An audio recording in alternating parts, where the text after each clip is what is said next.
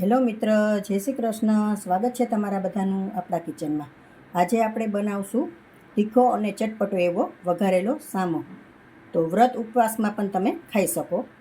તો મેં સૌથી પહેલાં સામો લીધેલો છે, 1 વાટકી, બટેટા, ટમેટું, લીમડો, 2 મરચાં અને 1 લીંબુ.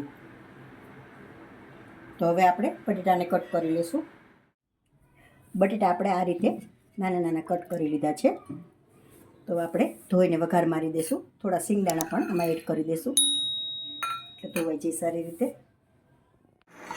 1 ચમચા જેટલું તેલ લઈ લીધું છે. ગરમ સારી રીતે થવા દઈશું. તેલ આપણું ગરમ થઈ ગયું છે.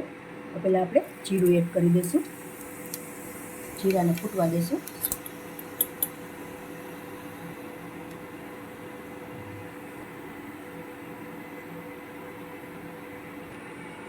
જીરું આપણી સારી રીતે તતડી ગયું છે. હવે હિંગ મૂકી, લીમડો અને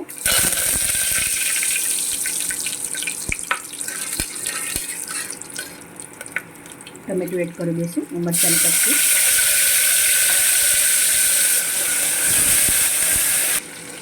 ટમેટાને 2 મિનિટ માટે ચડવા દઈશું આપણે.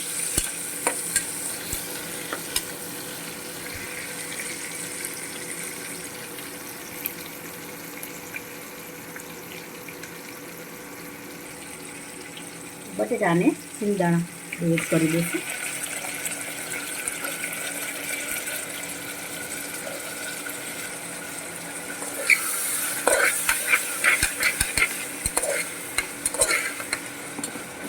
આપણે મસાલા કરી લઈશું.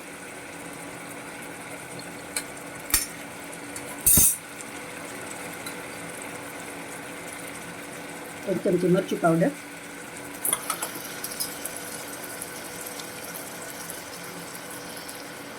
1 ચમચી નિમક,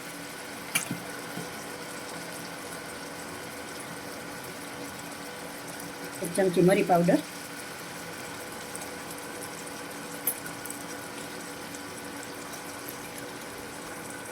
1/2 ચમચી ગરમ મસાલો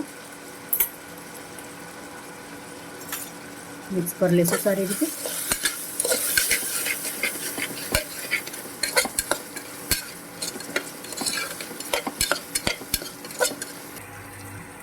થોડી આપણે ખાંડ એડ કરી દઈશું.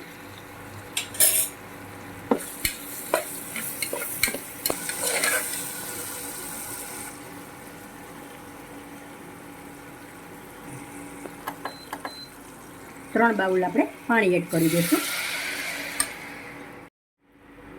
સારી રીતે ઉકળી ગયું છે. તો હવે આપણે સામો આમાં એડ કરી દઈશું. અને સામો ધોઈ લીધો છે તો આપણે એડ કરી દઈશું આમાં. હવે આપણે 3 થી 4 વિસલ મારી લઈશું આમાં. 3 વિસલ પડી ગઈ છે આપણી ને રેડી છે આપણો સામો. તો હવે આપણે આમાં લીંબુનો રસ એડ કરી દઈશું ને સારી રીતે હલાવી લઈશું.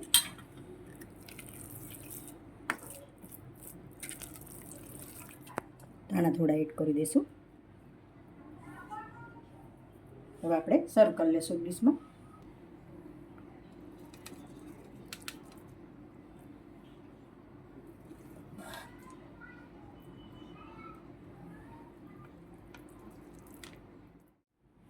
તો તૈયાર છે મિત્રો આપણો તીખો અને ચટપટો એવો સામો.